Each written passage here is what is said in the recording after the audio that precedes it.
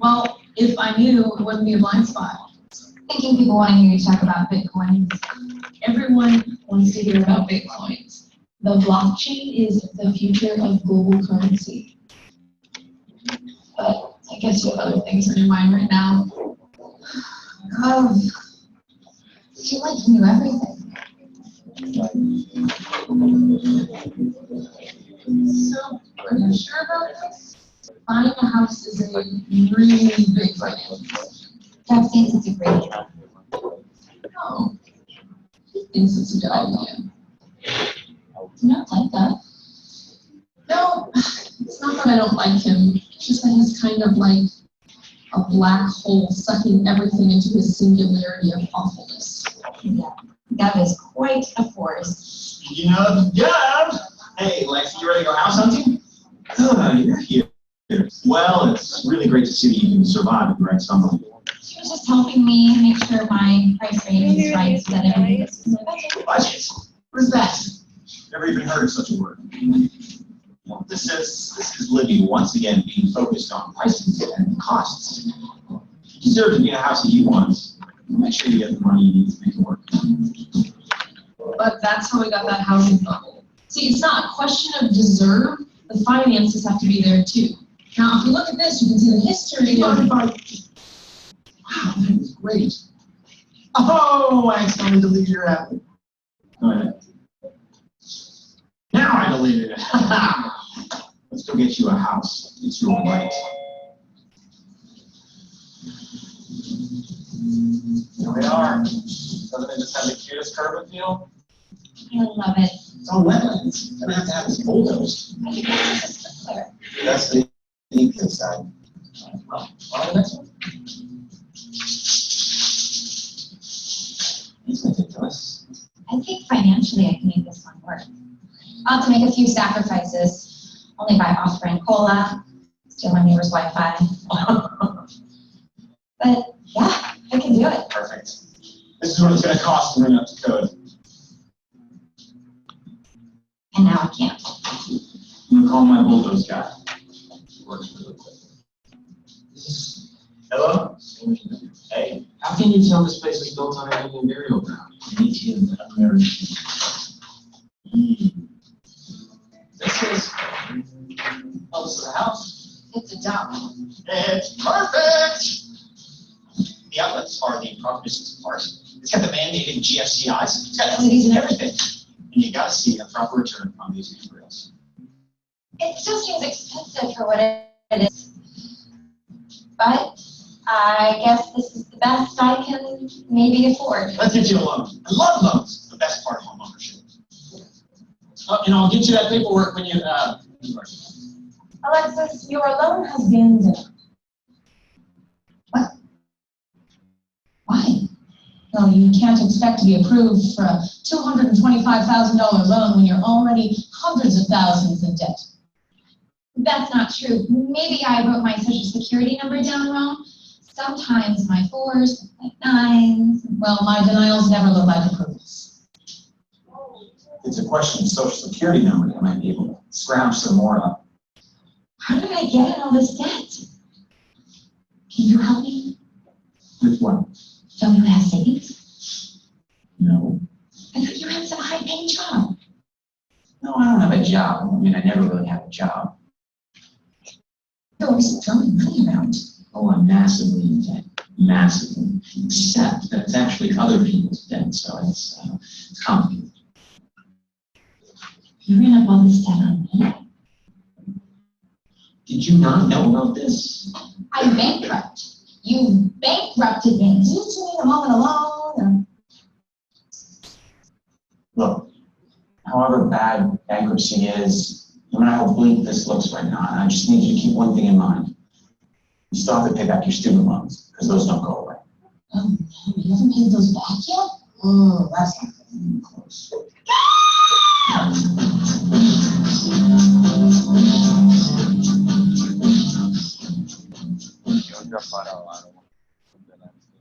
Oh.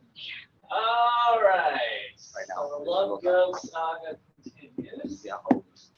Any questions or comments on that?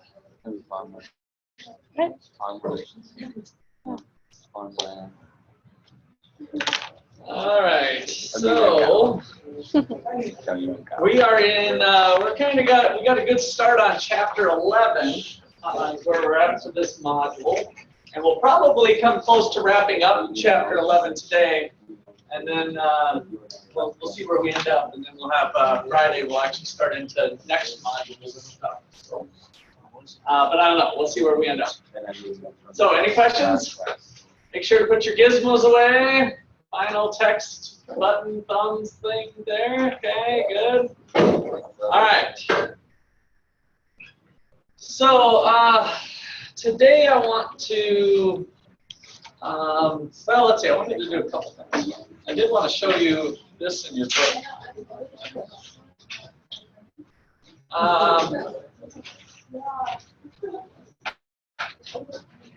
So we did quite a few graphs and equations and stuff yesterday, and I wanted to show you in your book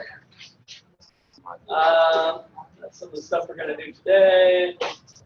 There's some pretty pictures, probably prettier than I draw, since they had the time to do it, of what we did last time, kind of explaining the relationship between the averages, average fixed, marginal cost, and kind of getting some of those pictures in mind.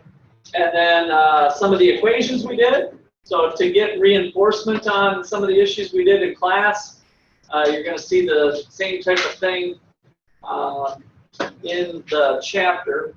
And then the last thing was something, again, we did all this in your lecture notes, but I just wanted to show you that pictures and same thing as in your book for reference, which should be quick links to that stuff too. When you're doing your homework assignments, if you click the little e-text, I was working with somebody yesterday.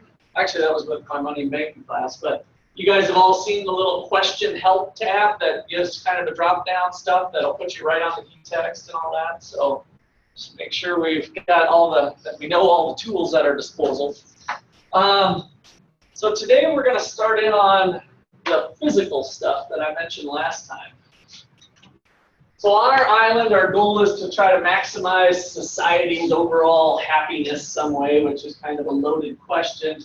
But we're trying to solve some problems, trying to satisfy unlimited wants with limited resources was our basic definition in economics. And today I want to think about the physical production process that goes on, how we convert these inputs into output. So that's where we're going to start off. We're really going to ignore cost for a moment, and we'll tie it back to it. So if we think with our equation goggles for a second about a production function. Production function. Q is equal to some function of the resources, land, labor, capital. Kind of throw entrepreneurship in there, but that might be kind of a fancy one. So this is a generic way, we don't use it very often in this class, but it's kind of a generic way to think about maybe some sort of mathematical equation that lies behind these important variables. And so this is simply output, or maybe it's a hamburger, right? So we got a hamburger. The amount of hamburgers we can make is a function is kind of equal to, so this is like a function, it's a little f here, a function of what? It's a function of the inputs used, which is our basic land, labor, capital.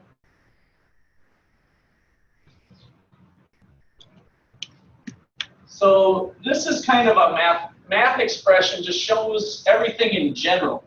This is kind of a generalized function that doesn't have campus in there. That does not have the guts of the equation. In other words, this could be 45 land squared plus 65 plus L plus 45 LK, whatever, right? So some of the guts, the specifics of the equation. We don't have that with this. All right. And so from a picture standpoint, I just like to think of it as we got land. I don't know how to draw land here. There's maybe some corn on the land. We got land, labor, and capital. Maybe some building with a little bit of exhaust here. We got land, labor, capital. All of that is used to get us our beer. Maybe that was barley, I guess. Right? And so some physical combination of things gets us our output. And I like to think of it as like an engineering blueprint. Engineers can tell us a lot of different ways that you can make this beer, right? You could use a lot of labor and a little bit of capital or whatever. So there's lots of engineering blueprints. And that's what I want you to think about the production function, is this is kind of an engineering concept. An engineering concept. All right, so if we were to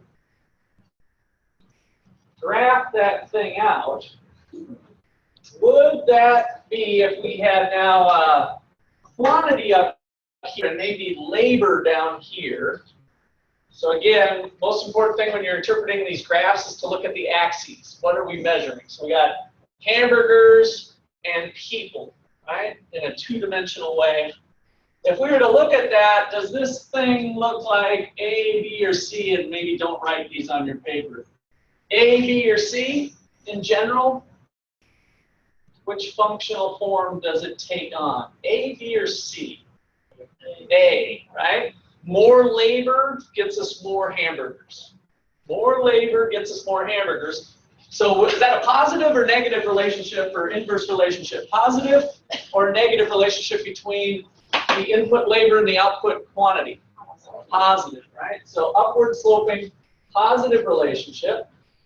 And would that relationship tend to look like this, this, or this? All of these forms show a positive relationship between labor and output.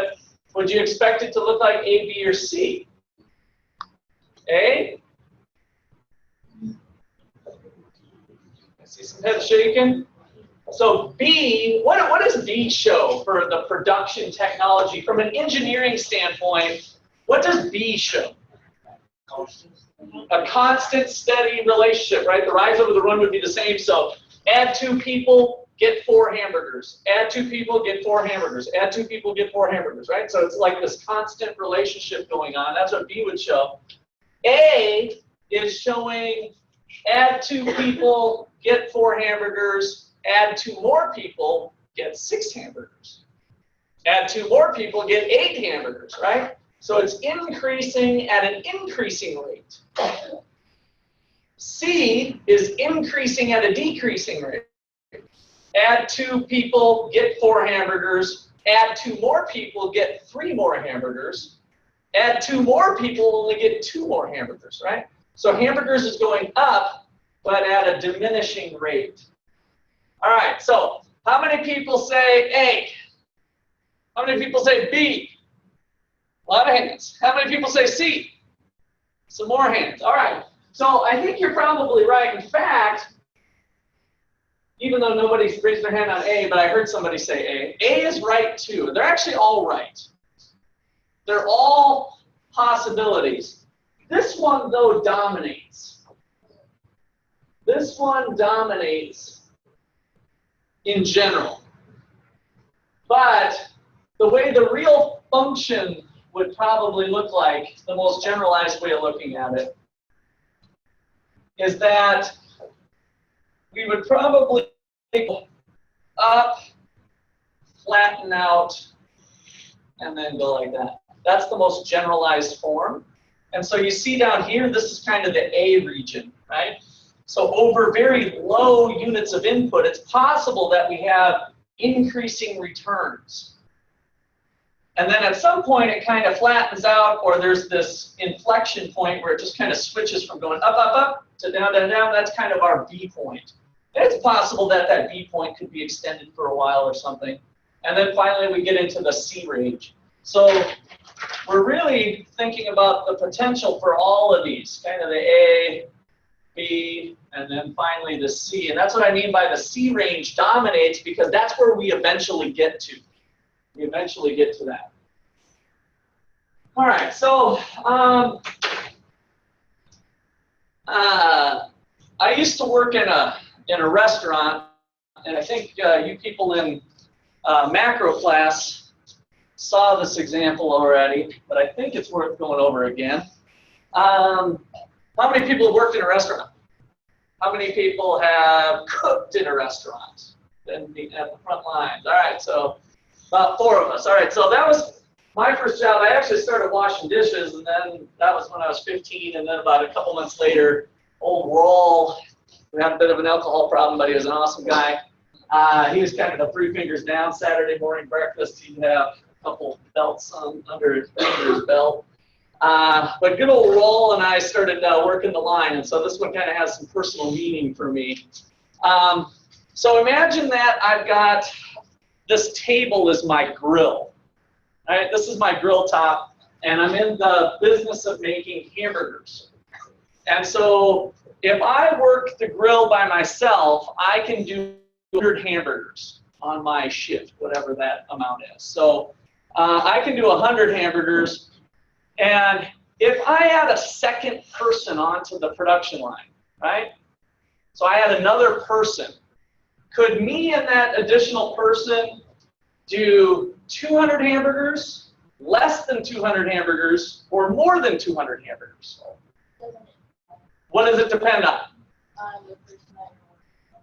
Okay, let's say that we're equally skilled, but definitely a good comment. So we're going to keep our skills equal. Yes?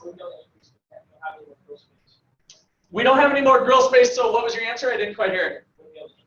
Wouldn't be able to increase. So you're thinking less than 200. Okay? Anybody else? Yeah.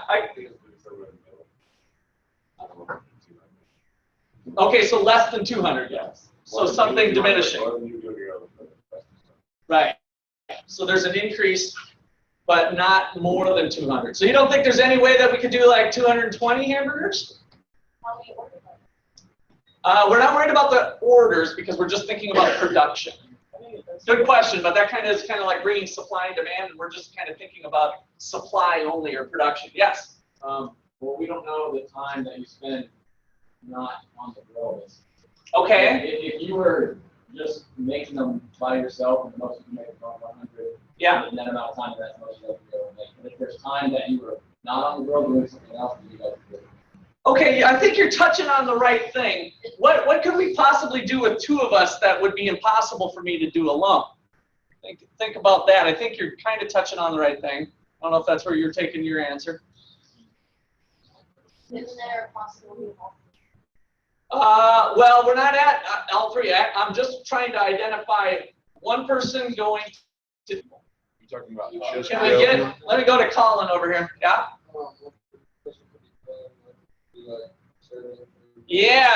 Yeah. And so if that's the case, is it at least possible theoretically that what I could do alone as 100, adding an equally skilled person, those are all good comments to bring in, but adding an equally skilled person, almost a clone of me, right? DNA is exactly the same. We have 2 Russes. Is it possible that 2 Russes could do more than 200?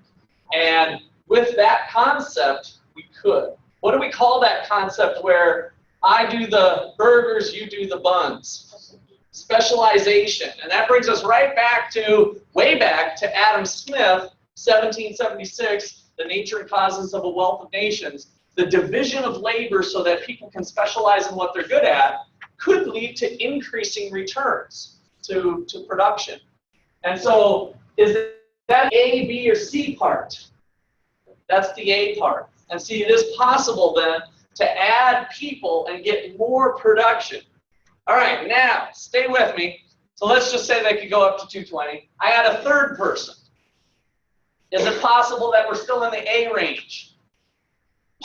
That with 3 people, we could go, I said 220, so we go up to, so double would be 440. So what could we go up to 460 or 480, like more than double, with 3 people? Is that possible? Yeah, it's possible. Now, all patting the burgers, you do the grill, I'll do the buns, so there's further specialization. What about 4 people? 5, 6, 7. What's happening now eventually? What are we doing? Tripping over each other, right? And then we start saying, hey, what are you doing Saturday night? Oh, I'm going up. Okay. In other words, how many times can we divide labor and continue to reap those gains? You know, is it possible? What's our one constraint? The grill space. That's right. So that's the other part I wanted to make sure we highlight, is that as long as one other resource is fixed, then we're guaranteed, this is one of the principles of economics, what this class is called, as long as one of the resources is constrained, namely in this example, the grill top, then C is inevitable. There's no way we can continue on the path to A or B when we have one resource constraint, because we can bring it to idiotic levels. Well, 100 workers, 101, 100, you know what I mean? We keep going. We're eventually always going to get to C when there's at least one resource fit. Okay, so that is one of the top principles in economics called the law of diminishing marginal. Now we had another one of these. I'm going to pause there for a second. What was it last week? The law of diminishing marginal utility, right? Now just to kind of, before we jump into this one, what did that mean? What did the law of diminishing marginal utility mean? Good. How much you're getting from the next item, and what do you mean by getting what? Getting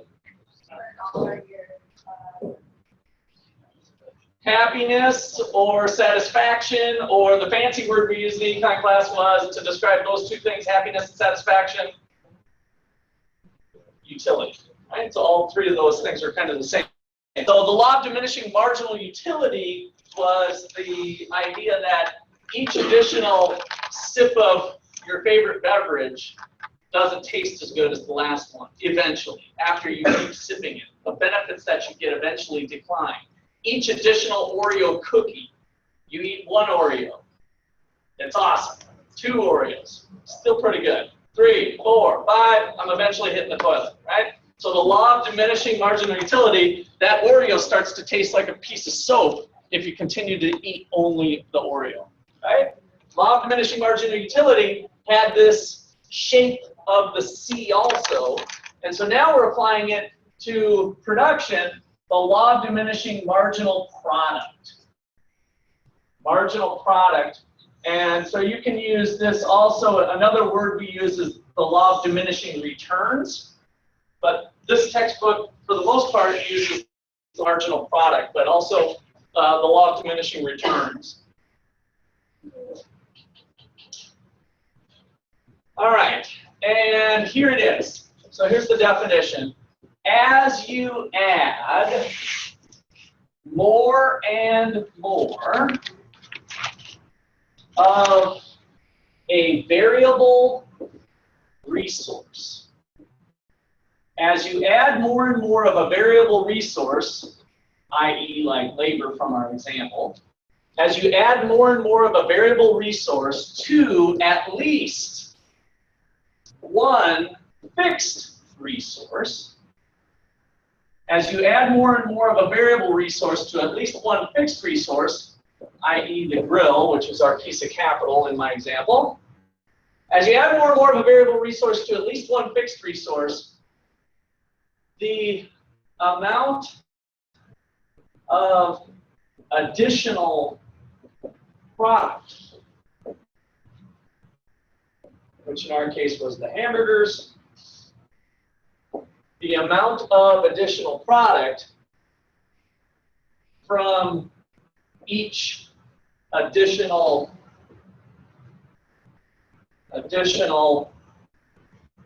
variable resource, that's our people, our labor, eventually declines. Eventually declines. As you add more and more of a variable resource to at least one fixed resource, the amount of additional product from each additional variable resource, like labor, eventually declines. The law of diminishing marginal product.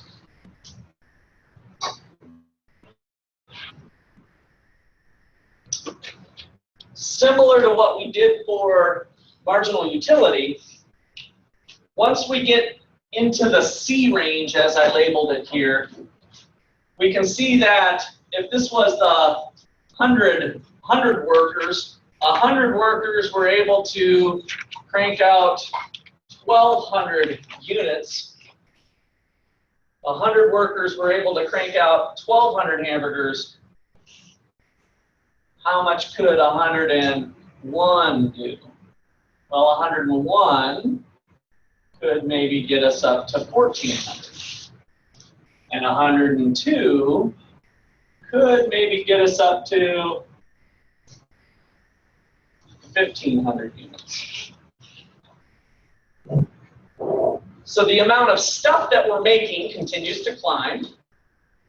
But if we now analyze the marginal product of the 101st person, that's this rectangle. The 101st person gained us 200 units of output, 200 hamburgers or whatever it is. 102 people also added to the mix, but they only got us 100 units. So these little boxes graphically are representing the marginal product of labor. How many additional units is each additional product going?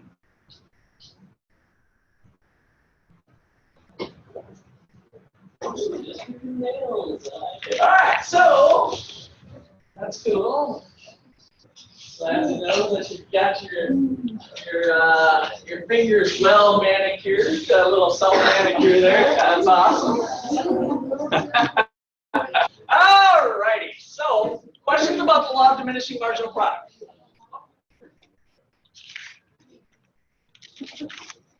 That's a first. I like that. I'm gonna have to remember that one. This could be some cuticle issues instead of messing around. All right. So let's get some schedule goggles on. Oh, maybe before I do the schedule goggles, let me give you the formulas.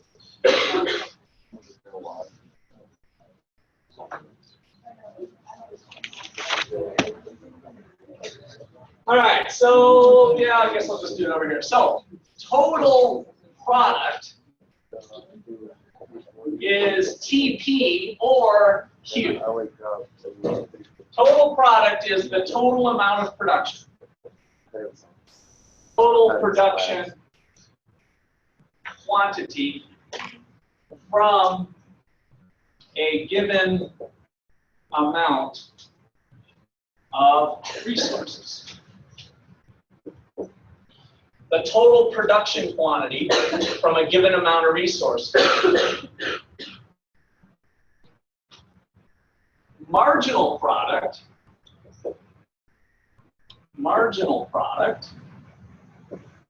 which is MP, or you can kind of think about it as the change in product. Well, that's going to be the definition. Let me just do that. So marginal product is the additional product. We see the word marginal, we replace it with additional. The additional product from an additional unit of a resource.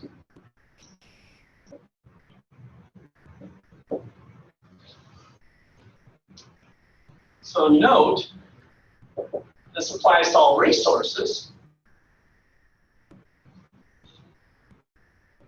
The marginal product of capital is additional Q from more K, ceteris paribus. What's ceteris paribus mean again? All things equal. So all I'm going to do is add more K and see what we get. In other words, I'm not going to add more labor.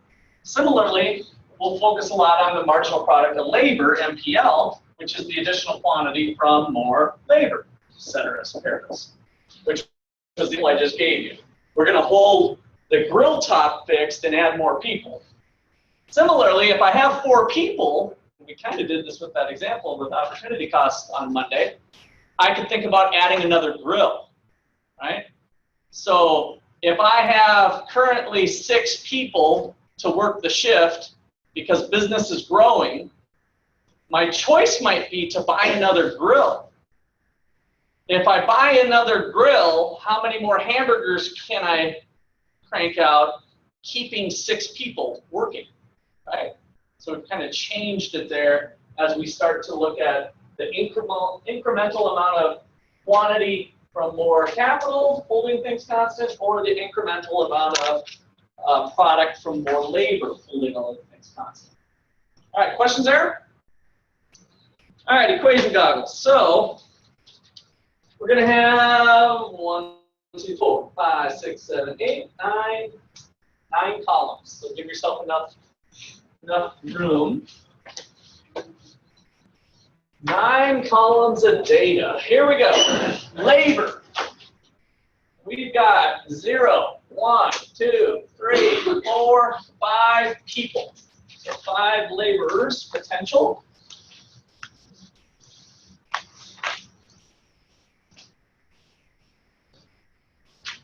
And we've got our quantity of hamburgers, which is our total product. 0 people, 0 hamburgers. 1 person, 100 units. 2 people, 220. 3 people, 320. 4 people, 400. And 5 people, 460.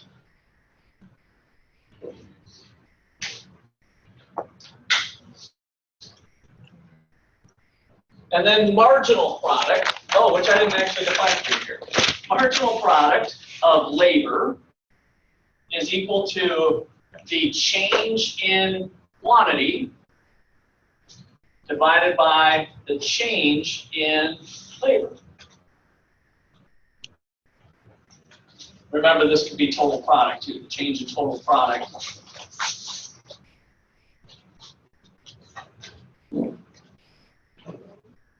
The change in total product divided by the change in labor looks awfully close to marginal cost, right?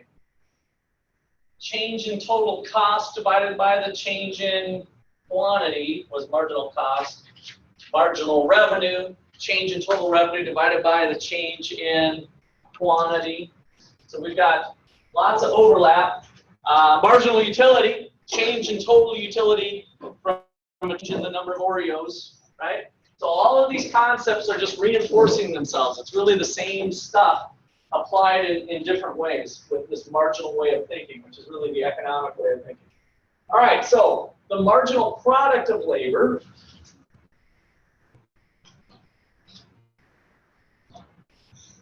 is what? What is the marginal product of the first person?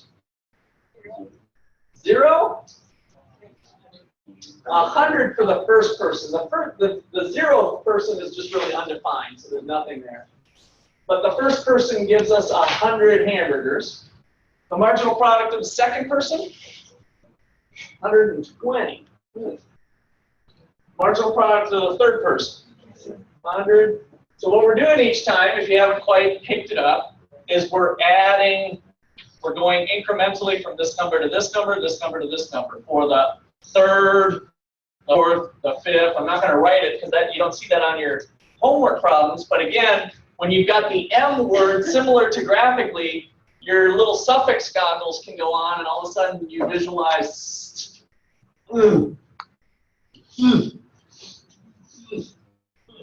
Oh, right, fourth, third. Oh, this is an er.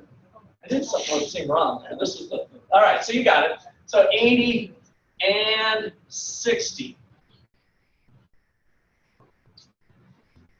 All right. Are these numbers following the law of diminishing marginal product? No. Maybe. After the second. After the second, right? So, and remember, you might even underline this. The law of diminishing marginal product says that they'll eventually decline. Eventually decline. In other words, it's leaving a little loophole that this could happen. So it's not like this isn't obeying the law of diminishing marginal product. It's just that if this happened all the way through, then it's not following the law of diminishing marginal product. But as long as the numbers eventually fall, then we've got that definition covered, the law of diminishing marginal product. All right, so what about the average product? The average product of labor. How would we calculate the average product? So if I'm currently at this level right here with four workers, how many hamburgers am I making? 400. What's the average product per worker? 100, right? So the average product of labor is simply the quantity divided by the amount of labor. Marginal product is got that little triangle in front of it. Huge distinction. So, what's the average product of labor for having one person? Average product is one person, 100. How about 2? 110. 3. 3 gets into a little decimal action here. 106.67. 4, we already said, was 100. 400 divided by 4. And then finally, 460 is 92. Here's where the economic way of thinking really start to pay some dividends for you when you start your first job. I can almost guarantee when you guys go to work for whatever business you go to work for, if you choose to go to work, which I think most of you will, somebody running the restaurant is going to say, you know what, let's, we really need to get some more hamburgers going because business is going good. And so if we hire somebody, oh, let me go back. Oh yeah, okay, so 4 people on average 100. Let's just hire one more person so that we can get an extra 100 hamburgers tonight. Right? They're going to look at the average productivity almost every time. If you just went and ignored your econ classes, this is often a mistake in the real world, is people tend to look at the averages. Now, when they actually go and hire somebody to meet an important deadline to get 100 more hamburgers out the door for some big delivery that's coming up, they're going to be disappointed because how many are they going to get? How many are they going to get when they hire the 5th person to crank out production? 60. Oh, crap, what happened? We were supposed to get 100. You guys must be lazy, not doing your job, whatever. But it's failing to acknowledge this concept of looking at the margin rather than the averages. People tend to think, oh, we can get 100 out of somebody. Let's hire another person. They hire another person, and they only get 60. And average production falls to 92. Right? Common mistake. That's why we got to be thinking at the margin. Questions or comments there? All right, so we've seen some graphing goggles, equation goggles, schedule goggles. What I want to do next is tie this back to cost. So again, This is an engineering relationship so far. All I've done is talked about engineering in a sense. Bring in units of resources and crank out some hamburgers. It's kind of a whatever technology is available at our time. All right, so let's suppose that we can hire as many people as we want with a 10-hour shift. So $10 an hour, 10-hour shift. We're going to look at the total cost. Let's see. Yeah, we'll keep this. The total cost of labor. So we've got a 10-hour shift, $10 an hour, right?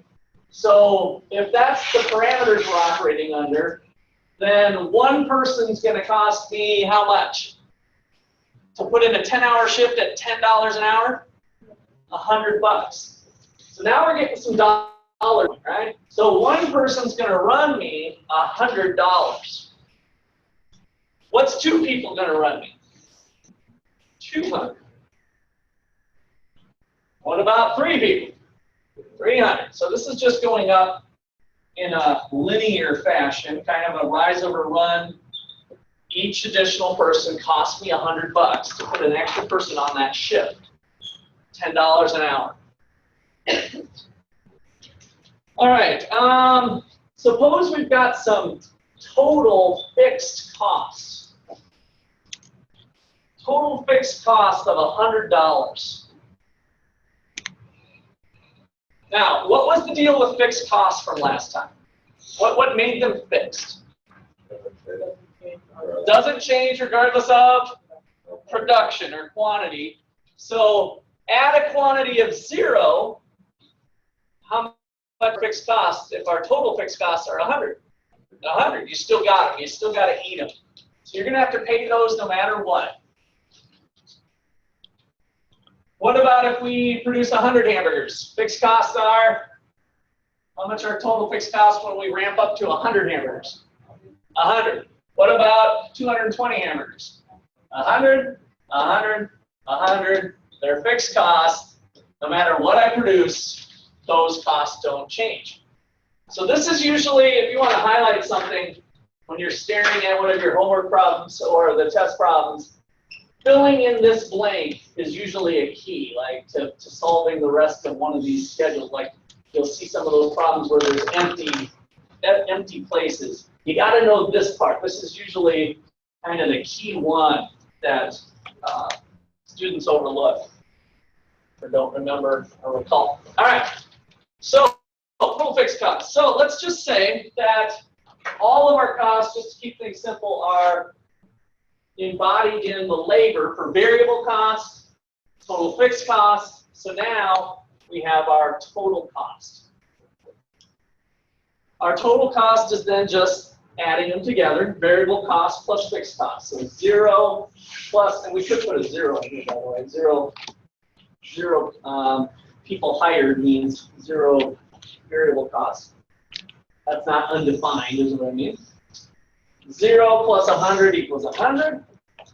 100 plus 100 equals 200. All right, we're just adding these together. 300. They're just going to go up by 100 each time.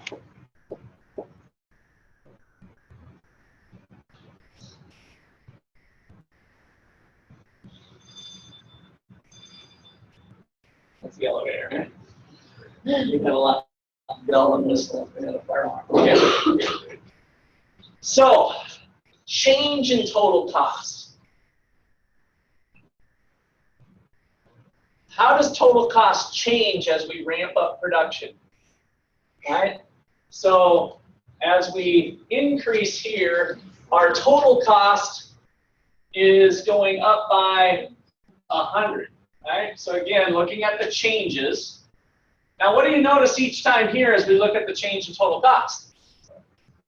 They're going up by a constant 100 each time because, and what's driving that? No, not the fixed costs. The fixed costs aren't changing. So what's driving the change to go up by 100 each time? It's the variable, it's the people, right? We've got $10 an hour, 10-hour shift. So each time I add somebody, that's where the 100 is coming from. That's what's right, my change in total cost to look like that.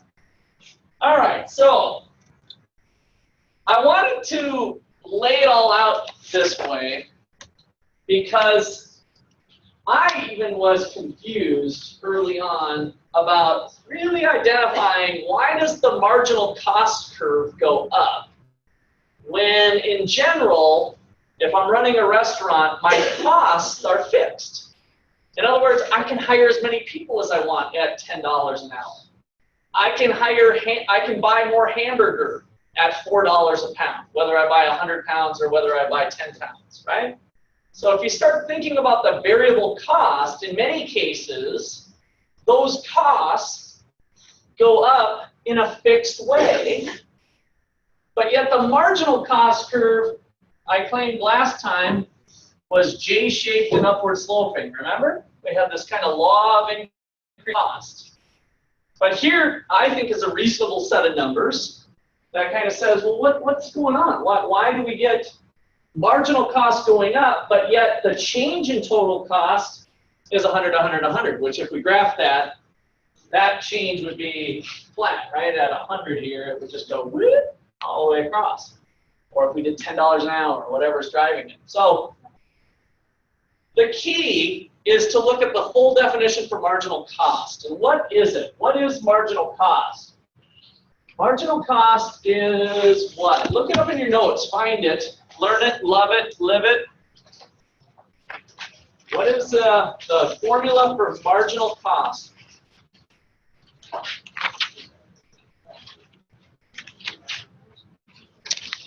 And if you just know it, you can tell me what it is. The change in total cost divided by the change. Okay, I heard up here, so change in total cost divided by the change in quantity. It's the additional cost associated with an additional hamburger. So let's do it here.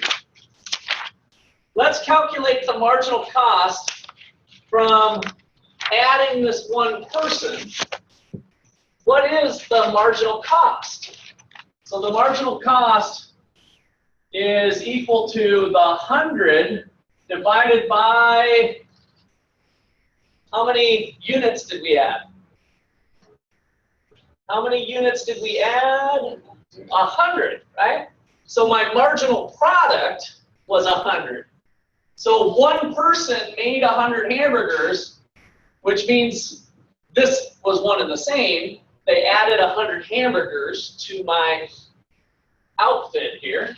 So 100 divided by 100 gives me a marginal cost of $1 for each hamburger. Now, what is the marginal cost associated with hiring 2 people now? I've got the change in total cost, which is this column I did here. Costs go up by 100. But what is the appropriate quantity to divide by? 120. With that extra person, I made 120 more hamburgers. I incrementally added 120 hamburgers. And so that ends up being 84 cents.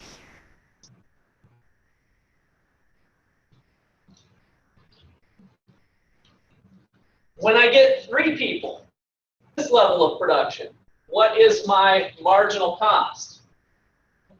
Back to, not my marginal cost isn't 100, what's my marginal cost?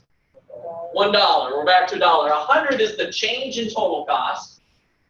And now the change in quantity went from 220 to 320, which was another 100 units. So my change was 100, I'm back to $1.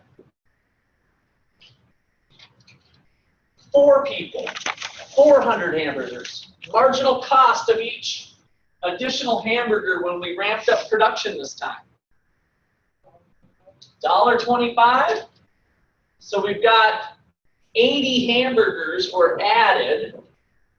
So we got 100 divided by my 80 hamburgers gives me the $1.25. And then finally, this last bump, I gained 60 hamburgers. I gained 60. My cost went up by 100, but I gained 60, which means each additional hamburger cost me $1.67.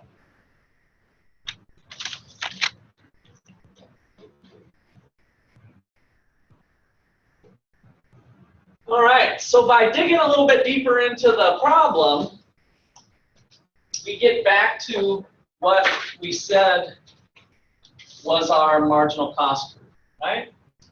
It looks more like this J-shaped. In fact, if we can kind of roughly graph this out,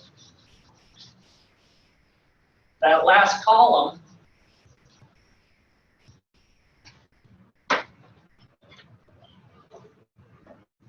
if we go, let's see, 100, 2, 3, 4, 5. So I'm measuring hamburgers now down here, which is the appropriate thing to look at when we're measuring marginal cost. Dollars on the horizontal axis. For marginal cost purposes, the cost of 100 hamburgers was $1.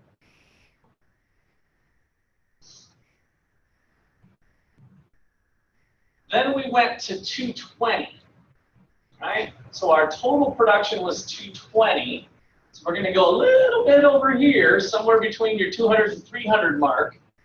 At 220, the cost of the 220th hamburger, if you will, was 84 cents.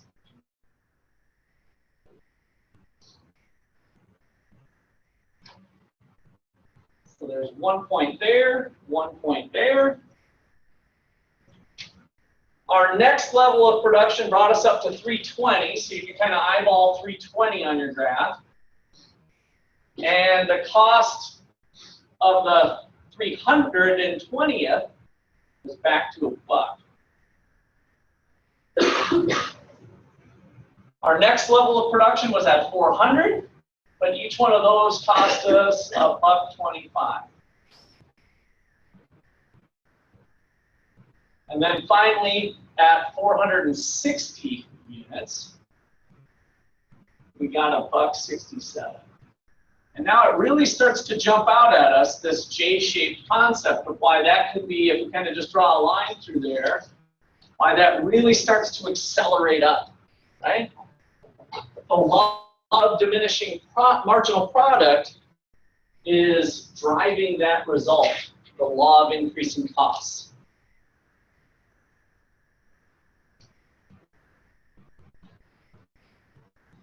I'll let you catch up a little bit. Why don't you get that down? I think it's good to see this part of it.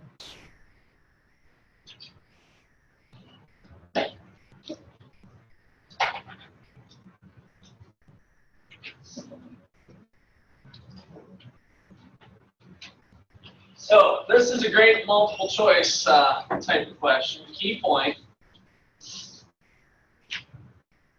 What causes marginal cost to increase? Question mark.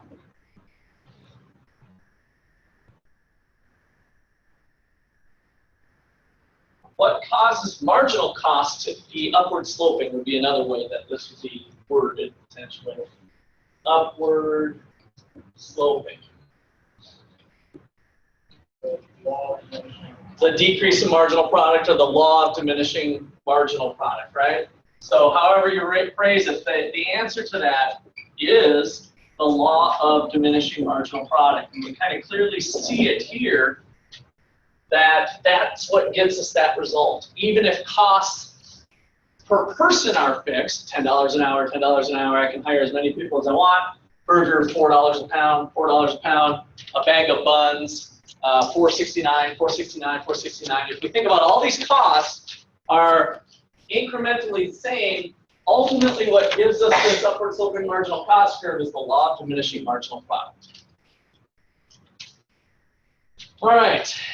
Any other questions one. All right, before I go a little further, I wanted to bring up something today that I forgot about. Well, somebody mentioned it afterwards. We have our first midterm in class coming up. When is that? A week from today. So a week from today is your first in-class midterm, which is short answer type problems. And this is where lecture notes really pay off, because I really draw those questions from class notes. So what we do in class is probably your #1 study tool for those in-class problems. So if you haven't been taking good notes, then you might want to get with your friend and get a copy. Or you've got access to the recordings, you can go back and refresh yourself on some of that, or if you missed some classes. Okay, can you use your notes on the midterm? Answer, no. But I will allow one formula sheet, and it's equations only. Hopefully you guys know what equation goggles means. That means acronym equals some acronym, plus, minus, division, whatever. So formulas only, not full-blown notes. So you can have one formula sheet for it. So you can kind of write that down in your notes and bring that, and then you'll turn that in, your formula sheet. If you come with something that's loaded with notes, you're not going to be able to use it for the test. So I'll come around and check people's formula sheet. It has to be handwritten as well. Handwritten formula sheet. Yes? Any type of study guide for you? What's that? Any type of study guide? Any type of study guide? No. But there's a study session. I shouldn't say any type of study guide. I guess it's kind of a study guide. It's really practice questions. So, similar for those of you who had macro with me, same type of deal. I'm going to give you a practice test that has questions that will be very similar to some of the questions on the test. And so if you work those questions diligently, then I think you should probably be okay. We'll get that on Monday. And then there'll be a study session with Joe. He'll hold a study session. I haven't talked to him yet, either Monday night or Tuesday night, which is an optional thing, by the way. The study session is optional. You can also set up, as usual, private times if you wanted to ask some questions with the tutor as well. And I don't go over the practice test at all. You're completely on your own, other than clarifying, what does this question mean, or whatever, something like that. But I don't actually go over it with you myself. So kind of think of it as a head start on your test. Think of it as a head start on your test. Is the way I suggest you think about it. Question back? So that practice test, is that like a take-home thing, or is that just in class? No, the practice test will be take-home. I'll email it out to you. Yeah, so you'll get the practice test will be emailed out, and then you can print it out and print out multiple copies, do it multiple times, whatever you want to do. All right, any other questions? All right. Hunzi, I'll talk to you later about that, okay? And maybe stay after class if you can. All right.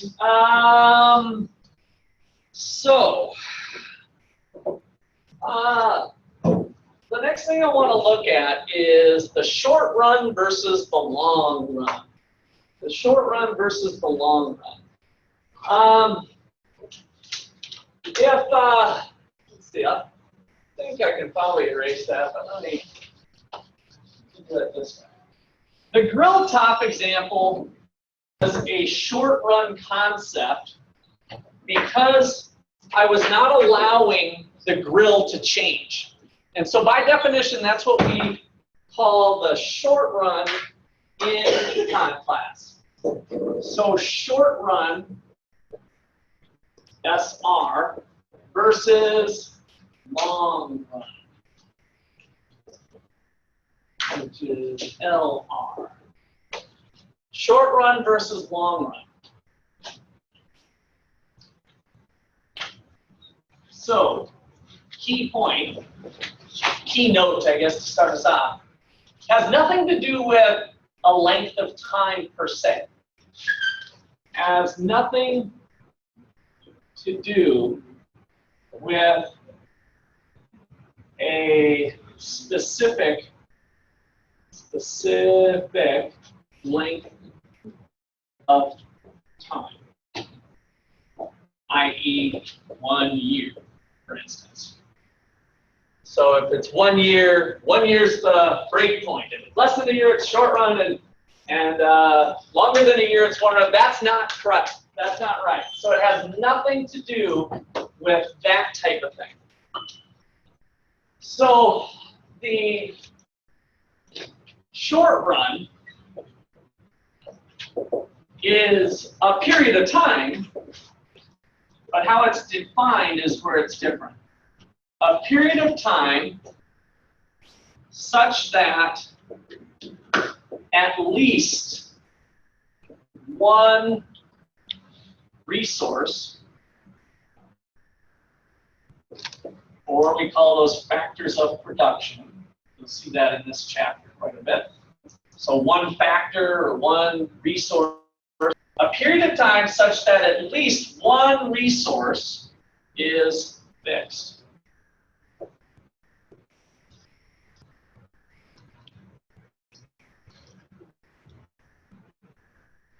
The long run is a period of time such that all resources can be varied / changed. So it's a little bit weird at first to think about this distinction. So let's bring into our minds the thought of a business. Like, suppose you're running a photography business out of your home. Okay, so there's quite a few at-home photography businesses doing senior pictures for high school and whatever, wedding events, that sort of thing. So imagine running a photography business, and you have people come to your home. You kind of have your own little studio set up in the basement or something. How long is the short run for you? How long of a period of time is the short run? What do you think? So imagine running a photography business out of your home. You do studio type sessions and whatever. How long is the short run for you with that type of business? What do you think? What's that? One customer. I want to think about a period of time. So from our definition, it says a period of time such that at least one resource is fixed. So okay, now we go here. So tell me what goes on in our photography business, in our studio at home. What sort of things do you see when you walk into this person's house? What's that? A backdrop deal, right? Backdrop deal. What else does this person have? Cameras. What else? Lights. Got some of those fancy lights, right? Maybe the little umbrella with the little sparkly gray shiny thing, right? So we got that umbrella. We got some backdrops. We got some cameras. We got a computer, right? Anything else you can think of? How long does it take to replace any one of those things? You need a new backdrop. You need a new light. You need a new camera. How long do you think it takes to replace one of those things? Maybe a week or two, yeah? Yeah, that'd be the type of business that they're doing, yes.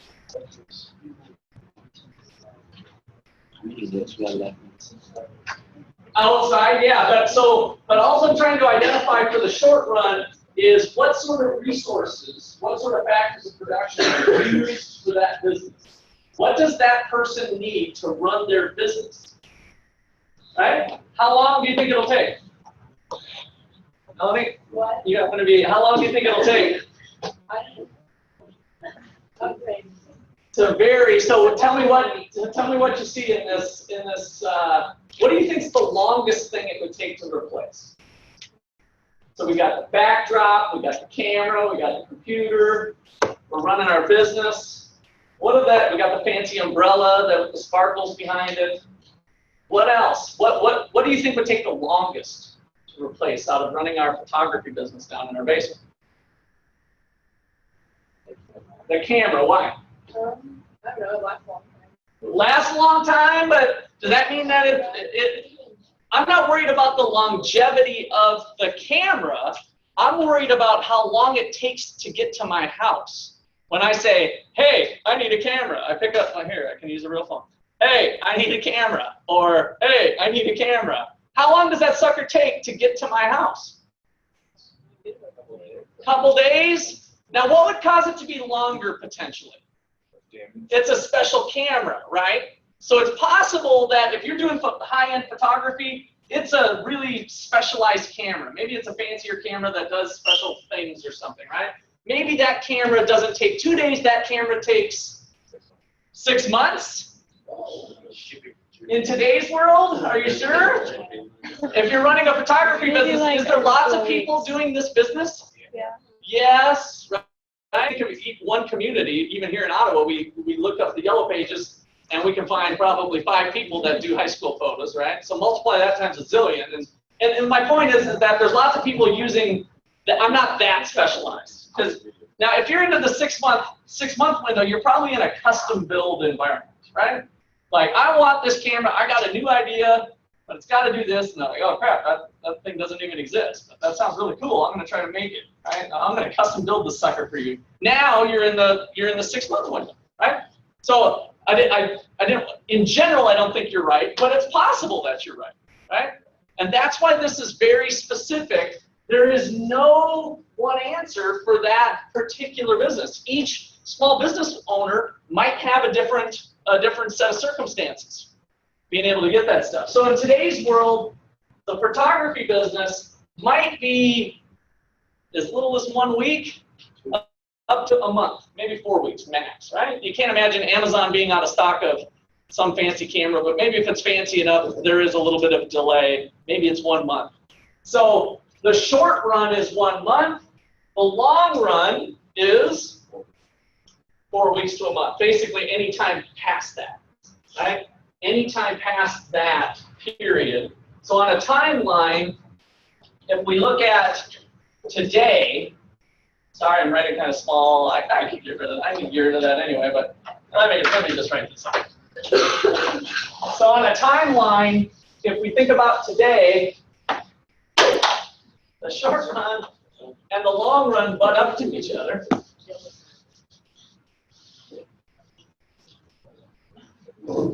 Here's a little lesson on marginal productivity. The product getting the board erased. 1 eraser versus 2 erasers. Can I do it twice as fast?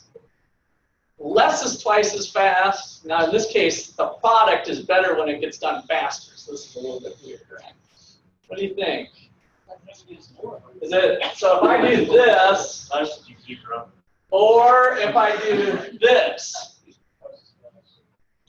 more than twice as fast, less than twice as fast? It's an interesting thought. I'm pretty sure it's faster. I guess we could test it. Okay, let's do it. I've never done that before. All right, let's see. Da-da-da, da-da-da, da-da-da, da-da-da. All right, who's got a stopwatch? I'm going to do this as fast as I can. I got to erase all of these. All right. Who's got it? Can I use my phone? Yeah, you can use your phone. You ready? Okay, you say go. I won't look at you. You say go. Okay.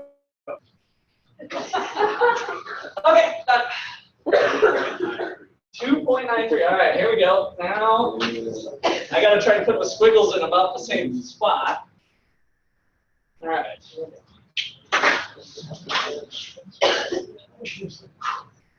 Go. Yeah! See? Now, do you get what I'm saying? This is why I love teaching this class. I always come up with. I've been doing this for 20 years, and I come up with little ideas. But if the technology was 2 units of erasers, had a linear relationship between output, then I should have been able to do it. What? So let's see. We have 2 point. What was the first one? 2.93. All right. And it was 1.8. Woo! So we can look at the marginal product of the second eraser, right? That's what's kind of cool here. The marginal product of the second eraser is this difference in seconds, right? One eraser has a marginal product, and then we'd have to go 3, but I would have trouble with that. But that is the marginal product of the second eraser. All right, okay. Don't know why we got on this tangent exactly, but it seemed related to this. All right, so I was trying to draw a timeline. Today.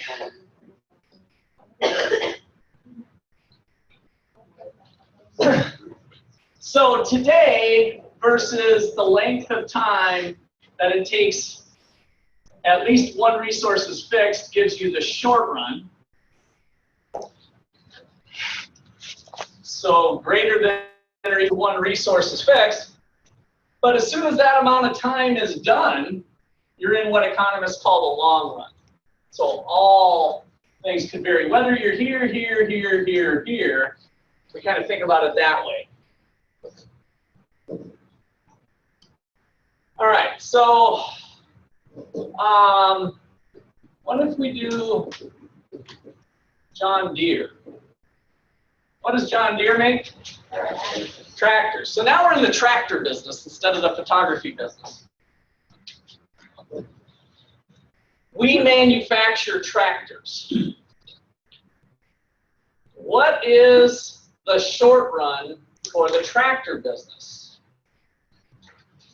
We manufacture tractors. How much? Couple of years? That sounds pretty reasonable. Why? What's driving the 2-year mark? Okay, the machines used to manufacture the parts are probably, get back to Kylo's comment, pretty specialized, right? And so that might be some specific things. What else would be true in the John Deere tractor example? Possibly the machines. What else would cause a long, that would be hard to adjust, if you will? Permission from the city. Yeah, I'm glad you brought that up. You got some experience with that, because that's a pain in the rear end. So if all of a sudden John Deere says, let's open up a plant in Ottawa, Kansas. Boom, right? Well, one of the early steps is starting to seek out land. We're going to need a 20-acre site, let's say, for our facility. Then I got to go to the city. Possibly the zoning of the 20 acres that I can secure isn't there, and they don't allow tractor manufacturing going on in that part. So I have to go through them, get the zoning, get the permits, have an architect design the building that we're going to send, order the parts, hire the labor, all of that stuff. Any one of those things, whatever takes the longest, would represent the 2-year mark. So that I can see that being 2 to 3 years possibly for John Deere, the long run for John Deere. All right, so example number 1, John Deere tractor.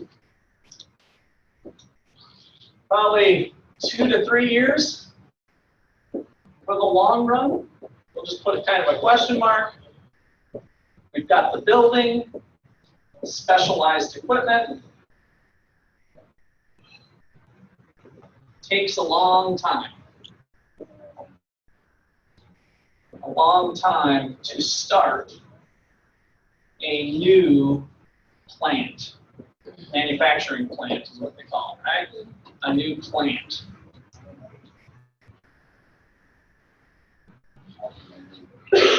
Example number 2, our photography business. Out of our basement. Photography business out of our basement. We might be looking at 1 to 4 weeks.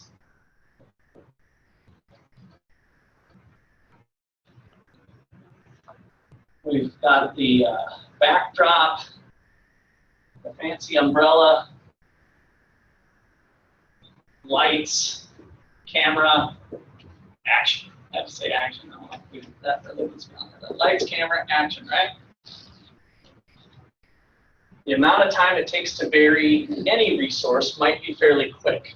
Are you talking about the short run or are you talking about the long run? Well, the short run's a period of time, and I'm talking about defining the break point, basically. But you're right, it's kind of defining the short run. To that 2-year mark, you're in the short run. That's why I wanted to do the timeline. So up to that 2-year mark, you're in a short run situation. After that, anything goes.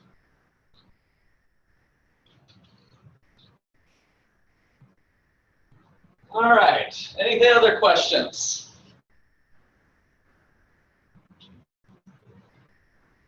All right,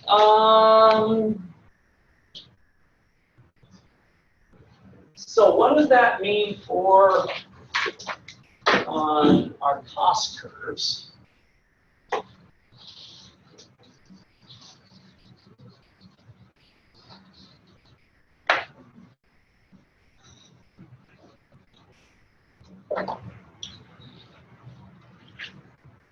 So let's look at some graphs.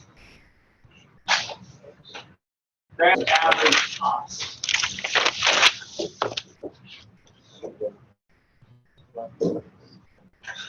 So draw a big graph for yourself. Give yourself enough room.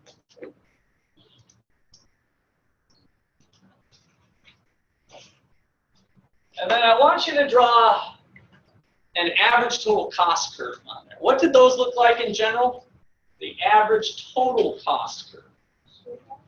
Straight line, that was the fixed cost, total fixed cost. It was a bowl, right? Remember it was a bowl? So kind of draw a bowl on here, pretty much wherever you'd like. Helps to stay a little to the left, but it ultimately won't matter. Put that big fat dot there. What did that big fat dot represent? The minimum, so that's where average total cost was minimized. And this exercise, let's think about that quantity that we're producing. So at a quantity of, 1,000 units, we're running some sort of manufacturing company. Give me some sort of good that's manufactured. Think of what the first thing that comes to mind other than tractors? School buses. And I heard what? Cell phones? I heard cell phones first. Let's go cell phones today. So the quantity of cell phones. So we're a cell phone manufacturer. And if we are able to make 1,000 units, we can run a cell phone average cost of, let's go $300.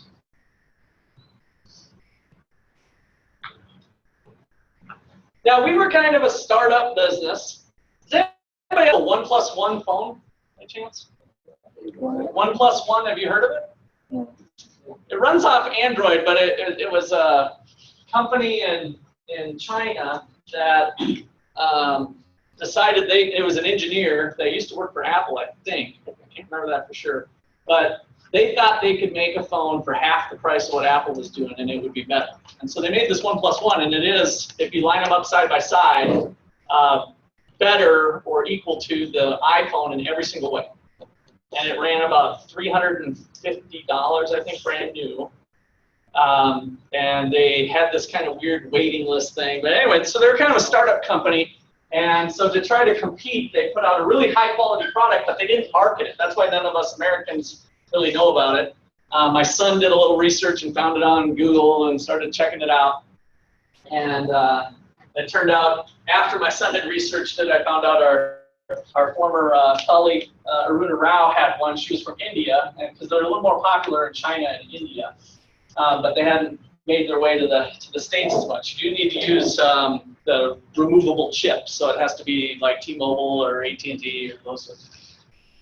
All right, so when that company started this business, they started a brand new place that was, let's say, 10,000 square feet, right? So this total cost curve was reflecting a 10,000 square foot facility to manufacture the phones. All right, now, lucky for them, the phone business continued to grow. They've grown into quite a big company now. And so as they started to grow, did they add on right away when they first made their sales of 1,200 get my new blue. Lifetime blue. So at 1,200 units, did they immediately expand their facility? No, right? They just kind of did what our grill top was. They used their machines longer. Maybe they were open longer hours or something. So at 1,200 units, the average cost per phone went up on them to $320.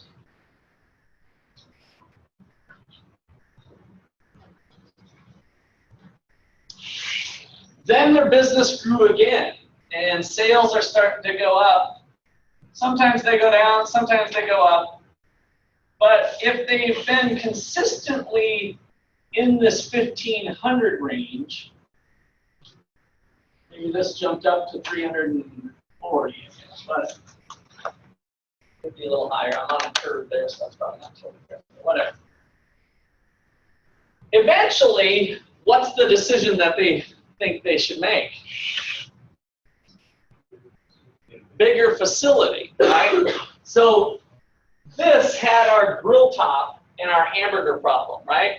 The size of our current facility wasn't ever really designed to do 1,500 units. We were hopeful that we'd get there someday, but we weren't there. And maybe when we started, we actually weren't at this point. Maybe we were back here thinking that hopefully our business will grow and we'll be good with the 10,000 square foot facility. So as long as my business waffled back and forth on average being 1,000 units, sometimes down, sometimes up, on average, I was being pretty efficient with that size building. But now if I'm waffling around this level here, it might make sense to increase the size of the building. And so likely what happens that they can be more efficient is that they might encounter a new cost curve that looks like this. It doesn't matter where you put it, but just kind of bottom one out. Maybe this is with a 20,000 square foot facility.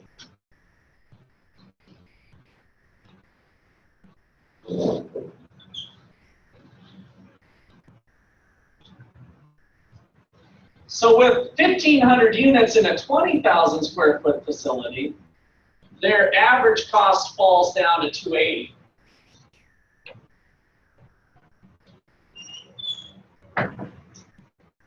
Now, is it good to be in the big facility if business falls back down to 800? No, we're stuck with the big building and not excess capacity. I have higher costs at 800 units, and so the big building is going to cost me $340. And then in hindsight, I'm like, oh crap, I'd rather be in the smaller building. And so if you've got a different type of business where you're able to switch building sizes pretty easily, it might not be a big deal. But if you're a manufacturing firm, you're probably biting the bullet on that. So this is a big decision to keep adding on size. All right, and so business continues to grow, and we get to an even bigger facility, perhaps. Let's go like this. Average total cost of a 30,000 square foot facility. And once again, if I'm in kind of this middle ground, I would have been better off the other facility. So don't pay too much attention to where you put your goals. It kind of tells the same story as long as you got some lines going up.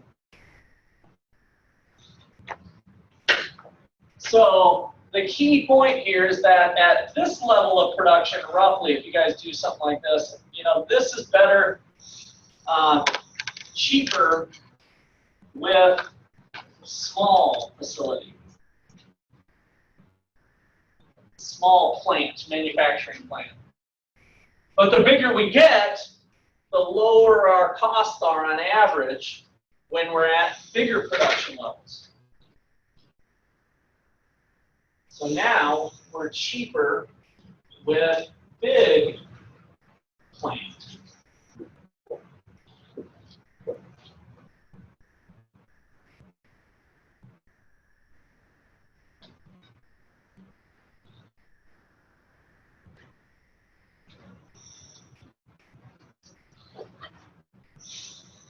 Is this a short run average total cost curve or a long run average total cost curve?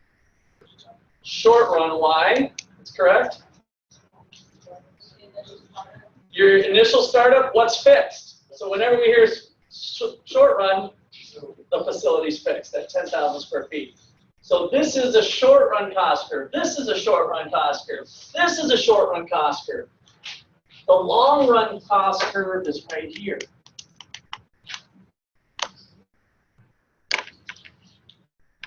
Right?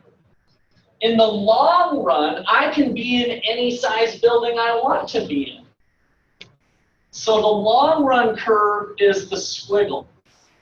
The long run average total cost curve equals my squiggle. You guys want to put the squiggle on there.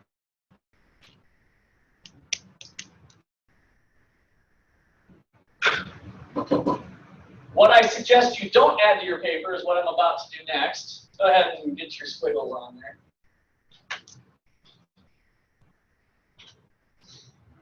Since we can be in any size company, the real theoretical possibilities are a whole bunch of that, right? And so my squiggle ends up being kind of a smooth curve, not a squiggle at all.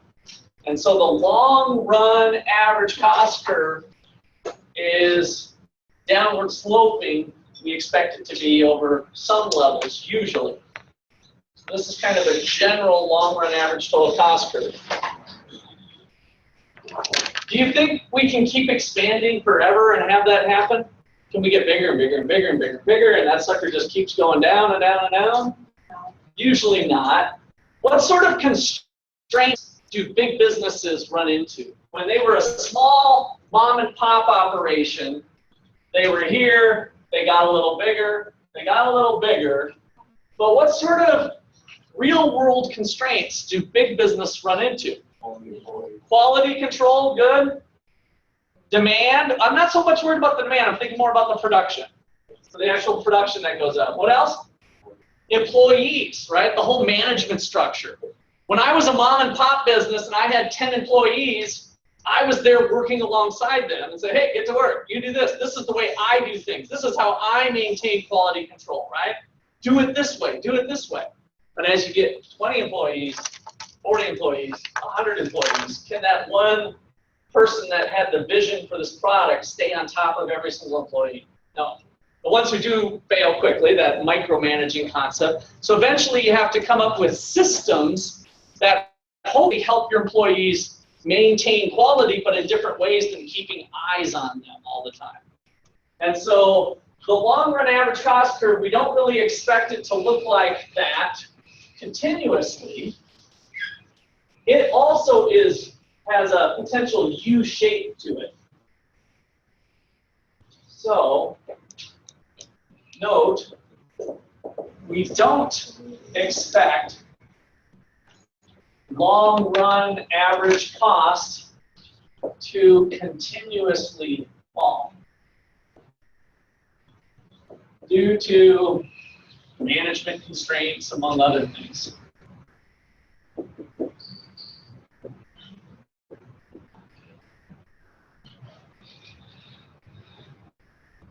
But that's usually the leading thing. And so we have this long run, maybe it even flattens out for a while or something, and then it goes up. The long run average cost curve has this bowl shape to it as well.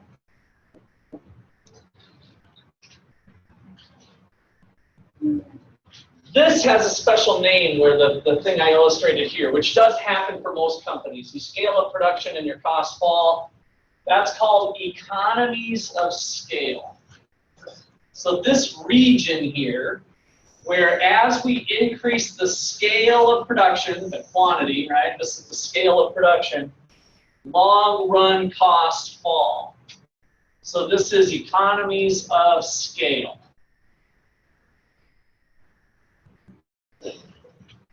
So economies of scale means an increase in quantity leads to a decrease in long run average costs.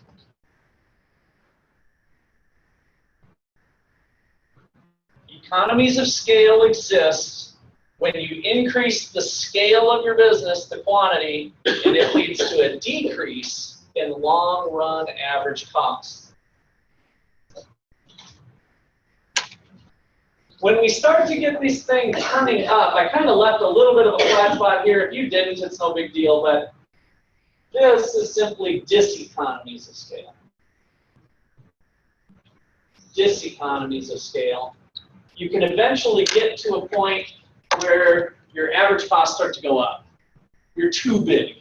You're kind of too big for your britches. Things aren't able to be maintained at the lower costs. But in many cases, firms tend to stabilize, and so this flat spot is probably similar to some of those corporations that can replicate themselves in other places, right? So once you get systems in place and quality control, and so your Buffalo Wild Wings or something, and they have their problems too, so I'm not trying to say that that's always the case. But a lot of times that's what these franchises try to do, is that, hey, you can plonk one of these facilities anywhere. And we maintain the cost, since we have all the people buying the chicken for Chick-fil-A, we have been able to negotiate with our chicken suppliers really good rates, right? Because if you're only buying 800 units of chicken for the Chick-fil-A's, then they're going to charge you one price. But now we can go to Sam's Club, right, and buy a lot more chicken, and they're able to be more aggressive because the supplier has economies of scale.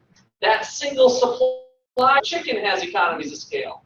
So in some respects, Chick-fil-A being able to be all over the nation, part of the gains that they might have is due to being able to buy product cheaper, playing off of the economies of scale that the chicken supplier has.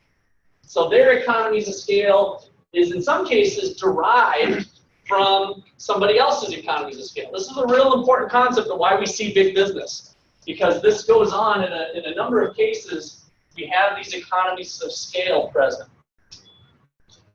Okay, questions or comments on that?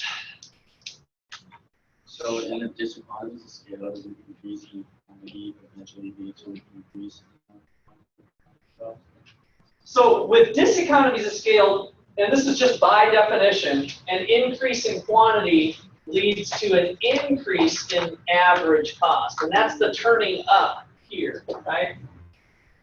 As I keep increasing quantity, now all of a sudden my average cost, remember how we read these graphs? I know some of you are still struggling with that. If I want to know the long-run average cost associated with producing 100 units, I go up to the average cost curve, hang a left, that number is it, right? If I want to know the average cost here, I go up to the cost curve, hang a left, read off that number. Over here, the average cost of producing this many units is higher than what it was for this amount of units, right? But it still might be lower for these, so that's that U shape to it, okay? All right, last thing we'll wrap up with here, because this ties nicely into this. There's a slightly different concept called returns to scale. Returns to scale, I like to say, is the kissing cousin to economies of scale. Economies of scale deals with money, right? My costs are going down. Returns to scale goes back to our engineering concept that we started off with today. And so returns to scale says if we double all input or inputs, the factors that double all their resources, if we double everything, what happens to the amount of output? So returns to scale is an engineering thing. If I double all inputs and I get double output, we call that constant returns to scale. Constant RTS, constant returns to scale. Now, is this a long concept or a short run concept? Short? I'm doubling all my inputs. What's our definition of short run? at least one's fixed. So this is a long run concept. So notice this makes it a long run concept because we're doubling everything. If we can double everything, we're in the long run. If I double my inputs and it leads to less than double output, I double everything and I don't double my output, I've got decreasing returns to scale. And then finally, it's possible to double all outputs.